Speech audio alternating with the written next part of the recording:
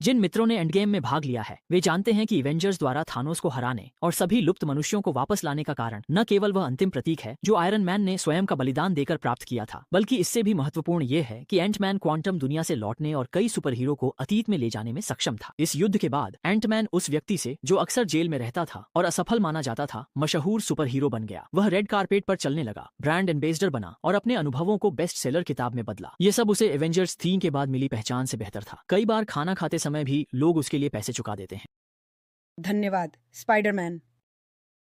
और ठीक उसी समय एंटमैन को अचानक जेल से एक फोन कॉल आया। असल में उसकी बेटी कैसी को एक पुलिस कार चुराने के आरोप में गिरफ्तार कर लिया गया था। सच में बाप बेटी दोनों एक जैसे हैं। उसने तो पुलिस कार को भी छोटा करके खिलौने जितना बना दिया था। एंटमैन को पुलिस स्टेशन जाकर उसे जमानत पर छुड़ाना पड़ा। घर लौटने के बाद सब लोग साथ खाना खाने लगे। क्वांटम और वास्तविक समय एक जैसे नहीं होते, इसलिए क्वांटम दुनिया में 30 साल बिताने के बाद भी जेनी अपनी बेटी होप से ज्यादा जवान दिखती है। इसी दौरान डॉक्टर ने उन्हें अपनी नई खोज दिखाई। चींटियों की बौद्धिक क्षमता भी बहुत जबरदस्त होती है। अगर उन्हें पर्याप्त समय दिया जाए तो वे भी एक साम्राज्य बना सकती हैं। यहाँ तक कि इंसानों से भी ज्यादा उन्नत तकनीक विकसित कर सकती हैं।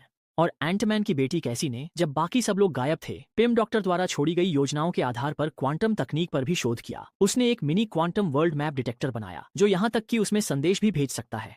पास ही खड़ी जेनेट ने जब सुना कि कैसी ने अंदर संदेश भेजा है तो उसका चेहरा तुरंत बदल गया। वह जल्दी से आगे बढ़ी और बिजली की सप्लाई काट दी, लेकिन उसके समझाने से पहले ही मशीन अचानक नीली रोशनी से फट पड़ी। जबरदस्त झटका सबको इधर उधर बिखेर देता है और फिर उसमें ब्लैक होल जैसी जबरदस्त खिंचाव पैदा हो जाती है जो पल भर में पूरे परिवार को अंदर खींच लेती है। यहाँ तक कि डॉक्टर की चींटियां भी पीछे नहीं छूटती। स्कॉट ने देखा कि उसकी बेटी कैसी गिरने ही वाली है तो उसने तुरंत एंटमैन का सूट पहनकर अल्ट्रामैन की तरह रूप बदल लिया और सफलतापूर्वक कैसी को सुरक्षित पकड़ लिया। और उतरने की प्रक्रिया में वे दोनों और डॉक्टर के साथ बाकी 3 लोग भी अलग अलग हो गए। डॉक्टर और उनके साथी एक अजीब से जंगल में उतरे, जबकि एंटमैन और कैसी एक काफी खूबसूरत इलाके में उतरे। दोनों आसपास की सुंदरता को जिज्ञासा से देख रहे थे और यह कैसी का क्वांटम वर्ल्ड में पहली बार आना था। एंटमैन ने कैसी को दिलासा दिया कि चिंता मत करो, मैं क्वांटम वर्ल्ड में कई बार आ चुका हूँ, हम जल्दी वापस जा सकेंगे। तभी कैसी ने देखा कि आसमान में अचानक एक बड़ा आग का गोला प्रकट हुआ जो उनकी ओर तेजी से आ रहा था। एंटमैन ने तुरंत खुद को बड़ा किया और आग के गोले को पकड़कर रोक लिया, लेकिन अनजाने में वही आग का गोला एंटमैन को अपनी ओर खींचने लगा और उसे हवा में उठा ले गया। अच्छी बात यह रही कि एंटमैन आखिरकार उससे छुटकारा पाने में सफल रहा और उसे दूर फेंक दिया। तभी एक और राक्षस अचानक प्रकट हो गया और उसने आग के गोले को ही खा लिया। ये देखकर दोनों डर गए और इधर उधर भागने लगे। उसी समय उस राक्षस के पीछे अचानक एक लेजर किरण चमकी और एक विशाल रोबोट ने उसे खत्म कर दिया। हैरान परेशान लोग चकरा गए। क्वांटम क्षेत्र में कितने अजीब लोग हैं।